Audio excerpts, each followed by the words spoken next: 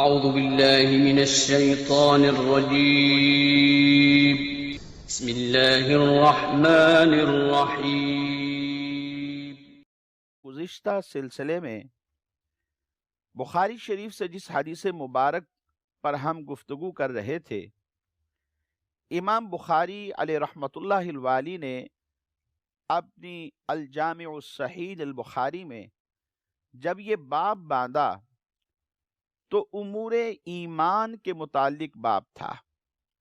اس باب کے تحت امام بخاری علیہ رحمۃ اللہ الوالی قرآن مجید فرقان حمید کی 2 آیات مبارکہ لے کر آئے۔ وہ آیات مبارکہ جن میں امور ایمان کا تذکرہ کیا گیا تھا۔ یاد رکھیے کہ ایمان کے اندر اعمال کو امام بخاری رحمۃ اللہ تعالی علیہ اور ائمہ ثلاثہ یہ داخل مانتے ہیں، جبکہ اکثر محققین، علماء احناف، متکلمین کے نزدیک اعمال نفس ایمان میں داخل نہیں ہے، بلکہ کامل ایمان کا حصہ ہے۔ یعنی اعمال کی وجہ سے انسان کا جو ایمان ہے وہ کامل ہو جاتا ہے، البتہ نفس ایمان کے اندر اعمال داخل نہیں ہے۔ اور پھر جو حدیث مبارک لے کر آئے ہیں وہ بھی امور ایمان پر مشتمل ہے، اس میں ایمان کے امور اور شعبہ جات کا ذکر ہے۔ حدیث مبارک وہ کون سی تھی؟ میں دہرا دیتا ہوں۔ حضرت سیدنا ابو ہریرہ رضی اللہ تعالی عنہ نبی پاک صلی اللہ تعالی علیہ وآلہ وسلم سے روایت کرتے ہیں، الایمان بضع وستون شعبۃ والحیاء شعبۃ من الایمان او کما قال علیہ السلام، کہ ایمان کے 60 سے کچھ زائد شعبے ہیں اور حیا ایمان کا ایک شعبہ ہے۔ اس حدیث مبارک کے تحت ہم نے 3 چیزوں کو نومینیٹ کیا تھا۔ ایک ایمان، دوسرا بضع وستون کے اوپر گفتگو ہم کر چکے تھے، اور جو تیسری بات تھی وہ حیا۔ حیا کسے کہتے ہیں؟ اسلام میں حیا کو بہت بڑی اہمیت ہے۔ حدیث مبارک نبی کریم صلی اللہ تعالی علیہ وآلہ وسلم نے ارشاد فرمایا، ان لکل دین خلقا وخلق الاسلام الحیا، بے شک ہر دین کا ایک خلق ہے اور اسلام کا جو خلق ہے وہ حیا ہے۔ یعنی ہر امت کی کوئی نہ کوئی خصلت ہوتی ہے، کوئی نہ کوئی خصوصیت ہوتی ہے، دیگر خصلتوں کے اوپر وہ خصلت، وہ خصوصیت غالب آ جاتی ہے، اور اسلام کی وہ خصلت حیا ہے۔ اس لیے کہ حیا ایک ایسا خلق ہے جو اخلاقی اچھائیوں کی تکمیل کرتا ہے، ایمان کی مضبوطی کا سبب بن جاتا ہے، اور یہ ایمان کی علامتوں میں سے ایک علامت ہے، اور یہ ایسا وصف ہے کہ جو انسان کو برائیوں سے روک دیتا ہے۔ گویا اللہ تبارک و تعالیٰ کی نافرمانیوں سے رکنے کا ایک جو ذریعہ ہے وہ حیا ہے۔ لغوی طور پر اگر دیکھا جائے تو یہ جو حیا ہے یہ حیات سے ماخوذ ہے، کیونکہ حیات کے ذریعے علم حاصل ہوتا ہے، اور جب انسان کو عیب لگنے کے کاموں کا علم ہو تو وہ ان سے احتراز کرتا ہے، اور یہی حیا ہے۔ کیونکہ جب علم نہیں ہوگا تو پھر انسان ان چیزوں سے بچ کیسے سکے گا؟ جیسا کہ امام فخر الدین رازی رحمۃ اللہ تعالی علیہ ایک مقام پر علم کی اہمیت کو بیان کرتے ہوئے ارشاد فرماتے ہیں کہ اللہ تبارک و تعالی نے بندے کو فرائض کی ادائیگی کا حکم دیا ہے، اور یہ بغیر علم کے ممکن نہیں۔ انسان کو پہلے نالج ہونا چاہیے، علم ہونا چاہیے کہ کون کون سی باتیں مجھ پر فرض ہیں، اگر ان کو ادا کیا تو میں فرما بردار بندوں میں شامل ہو جاؤں گا، اور اگر نہ کیا تو نافرمانوں میں نام شامل ہو جائے گا۔ اور اس کی فلاں فلاں سزا بھی مل جائے گی۔ اسی طرح کہا کہ بندے کو اللہ تبارک و تعالیٰ نے حکم دیا کہ گناہوں سے دور ہو جائے، لیکن کیسے؟ یقینی بات ہے کہ علم حاصل کرنا پڑے گا، یہ تفریق کرنی پڑے گی کہ کون کون سی چیزیں یہ گناہ ہیں اور کون کون سی چیزیں ایسی ہیں کہ جو اللہ تبارک و تعالیٰ کی فرما برداری کا سبب بن جاتی ہیں۔ اسی طرح اللہ رب العزت نے حکم دیا کہ شیطان سے دشمنی اختیار کرو، یہ ایمان والوں کا کھلا دشمن ہے۔ تو شیطان سے دشمنی کیسے کی جائے گی؟ بغیر علم کے ممکن نہیں۔ اللہ تبارک و تعالیٰ نے جو نعمتیں عطا فرمائی ہیں، آسمانوں سے پانی برستا ہے، آسمانوں پر چاند، سورج اور ستارے ہمیں روشنی دیتے ہیں، اس زمین کے اوپر ہرے برے لہلہاتے کھیت ہیں، مختلف سبزیاں ہیں، پھل ہیں جو ہمیں اللہ تبارک و تعالیٰ نے عطا فرمائے۔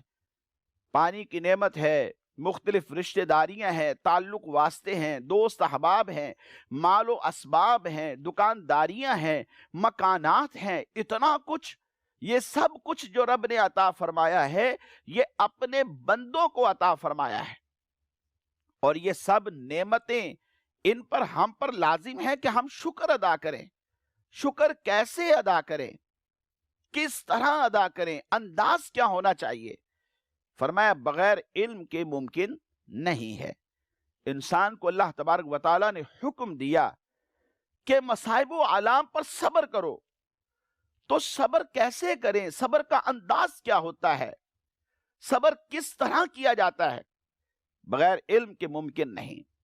کہ صبر کے انداز بھی پتہ ہونے چاہیے، انسان کو سیکھنا پڑتا ہے۔ اسی طرح اللہ تبارک و تعالیٰ نے بندے کو حکم دیا کہ وہ انصاف کرے۔ دو فریق ہے، ان کا فیصلہ ایک شخص کے پاس آ جاتا ہے، وہ فیصلہ کیسے کرے؟ یقیناً سیکھنا پڑے گا، ورنہ وہ جانبداری کا مظاہرہ بھی کر سکتا ہے۔ یہ بھی امکان موجود ہے کہ ایک فریق اس کے اپنے اہل خانہ سے ہو تو پھر انصاف کیسے کرے گا؟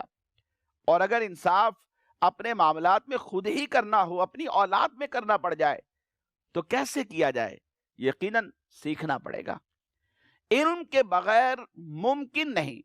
اسی لیے کہا کہ جو حیا ہے یہ حیات سے ماخوذ ہے، کیونکہ حیات کے ذریعے علم حاصل ہوتا ہے، اور جب انسان کو عیب لگنے کے کاموں کا علم ہوگا تو وہ ان سے احتراز کرے گا، ان سے بچتا رہے گا، اور یہی حیا ہے۔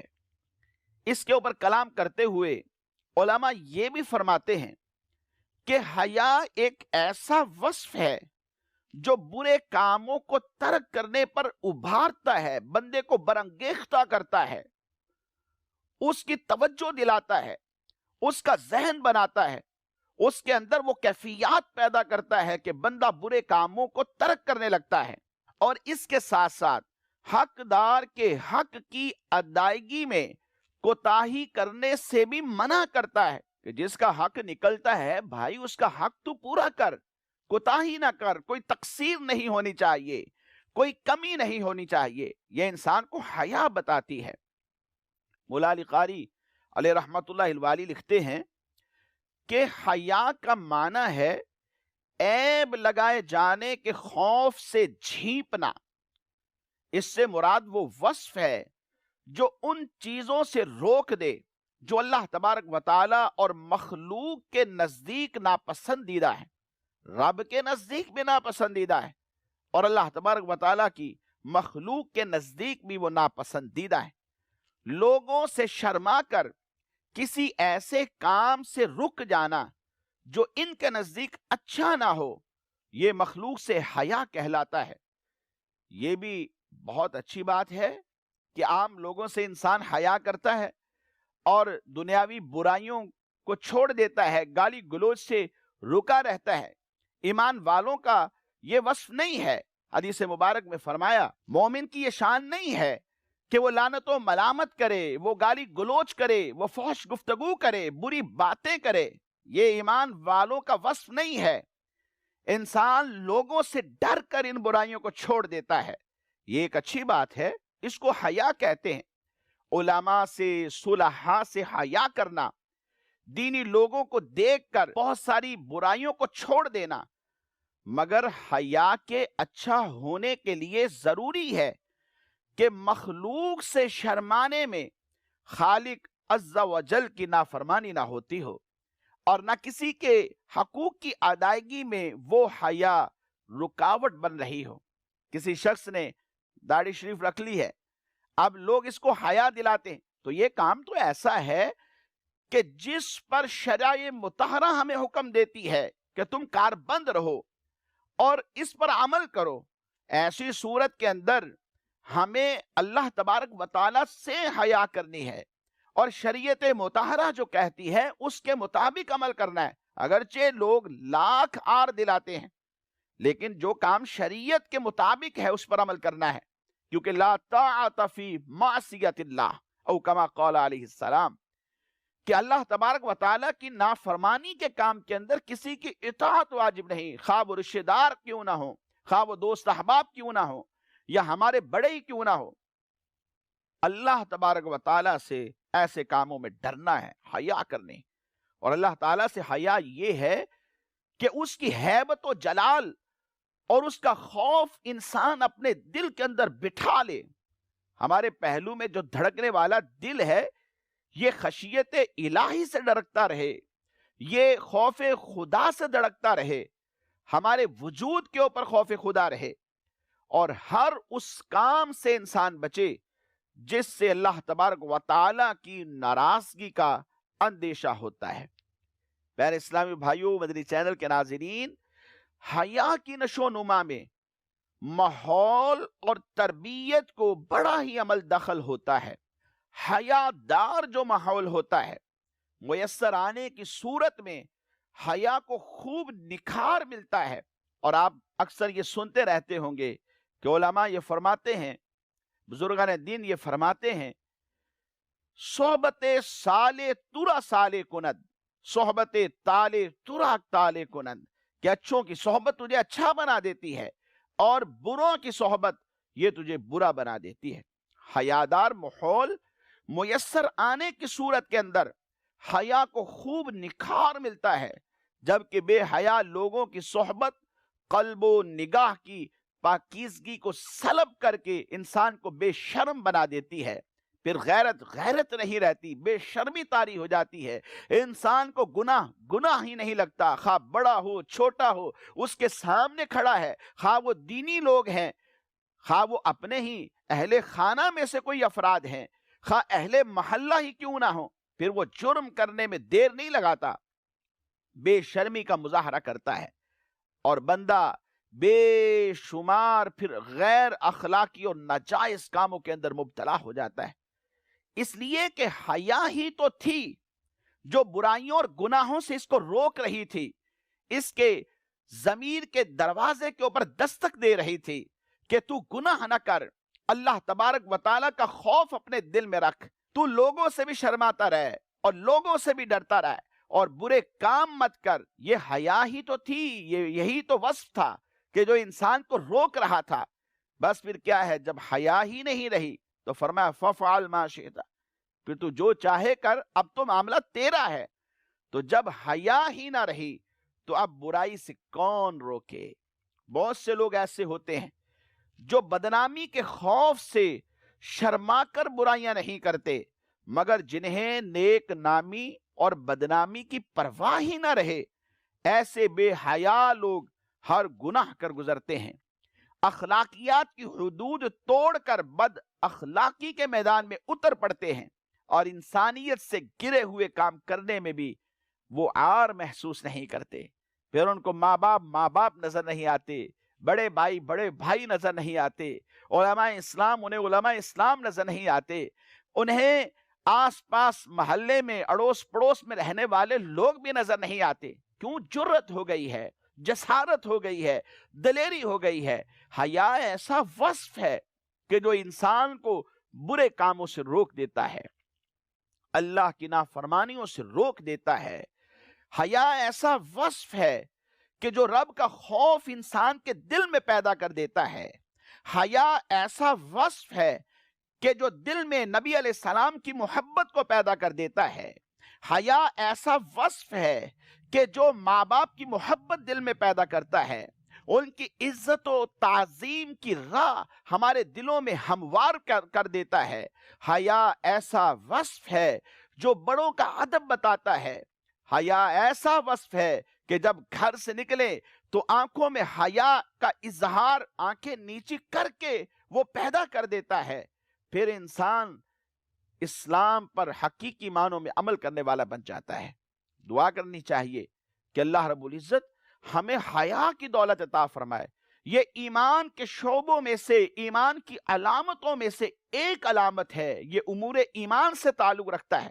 امام بخاری علیہ رحمت اللہ الوالی نے باب امور ایمان کے اندر اس حیا کو ذکر فرمایا۔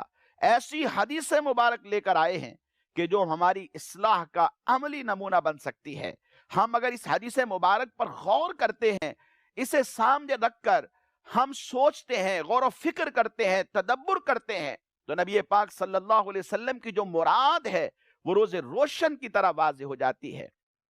پھر معاشرہ ایک بہترین معاشرہ تشکیل پاتا ہے، جس میں برائیاں پھر ختم ہو جاتی ہیں، ادب ہی ادب نظر آتا ہے، حیا ہی حیا نظر آتی ہے، اور ہر ایک کی تعظیم نظر آتی ہے۔ اور یاد رکھیے، ایمان والے ایمان والوں کے لیے محبت کا اظہار کرتے ہیں، ان کے ساتھ رحم دلی کا مظاہرہ کرتے ہیں، اور یہ رحم دلی، محبت، پیار، الفت اور تسکین و اطمینان کا سبب اپنے ہی ایمان والوں کے لیے بننا، یہ بھی حیا کا وصف ہمیں سکھاتا ہے، جس میں ہے گویا کہ وہ کامل و اکمل مسلمان بن جاتا ہے۔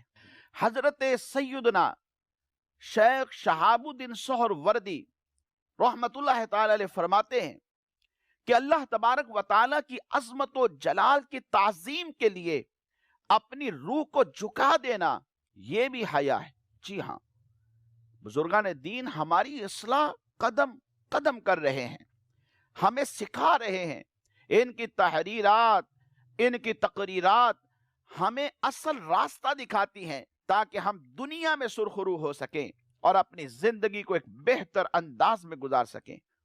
اور فرمایا کہ اسی قبیل یعنی قسم سے حضرت سیدنا اسرافیل علیہ السلام کی حیا ہے، جیسا کہ وارد ہوا کہ وہ اللہ تبارک و تعالی سے حیا کی وجہ سے اپنے پروں سے خود کو چھپائے ہوئے ہیں۔ حضرت اسرافیل علیہ السلام اپنے پروں سے خود کو چھپائے ہوئے، اللہ تبارک و تعالی سے حیا کر رہے ہیں۔ ایک مسلمان کہ جسے اللہ تبارک و تعالی نے اشرف المخلوقات پیدا کیا ہے، ایک اچھی صورت عطا فرمائی، لَقَدْ خَلَقْنَا الْإِنسَانَ فِي أَحْسَنِ تَقْوِيمٍ، تو ایک مسلمان کہ جسے اللہ تبارک و تعالی نے مختلف نعمتوں سے نوازا ہے، اس کو تو چاہیے کہ اللہ تبارک و تعالی سے ہر آن حیا کرتا رہے، اس کی فرما برداری کے کام کرے۔ یاد رکھیے، حیا کبھی فرض و واجب ہوتی ہے، جیسے کسی حرام و ناجائز کام سے حیا کرنا، کبھی حیا مستحب ہوتی ہے، جیسے مکروہ تنزیہی کام سے بچنا، یہ بھی حیا ہے، اور کبھی مباح یعنی ایسا کام جس کا کرنا نہ کرنا یکساں ہوتا ہے، برابر ہوتا ہے، جیسے کسی مباح شرعی کے کرنے سے حیا کرنا۔ ناظرین، حیا کا مادہ ہمیں پیدا کرنا ہے، اپنی نظروں میں حیا ہو، ہاتھوں میں حیا ہو، چلنے میں حیا ہو، دل میں حیا ہو، خوف خدا ہم پر طاری رہے، تو انشاءاللہ بہتر معاشرہ تشکیل پائے گا۔ درس بخاری سنتے رہیے، انشاءاللہ العزیز اللہ کی رحمت سے نبی پاک صلی اللہ تعالی علیہ وآلہ وسلم کے احادیث سے بہت کچھ سیکھنے کا ملے گا، زندگی گزارنے کا سلیقہ اور طریقہ آ جائے گا۔ اللہ رب العزت ہم سب کو ان احادیث مبارکہ جن کو ہم سنتے ہیں، ان پر عمل کی توفیق عطا فرمائے۔ آمین بجاہ النبی الامین صلی اللہ تعالی علیہ وآلہ وسلم۔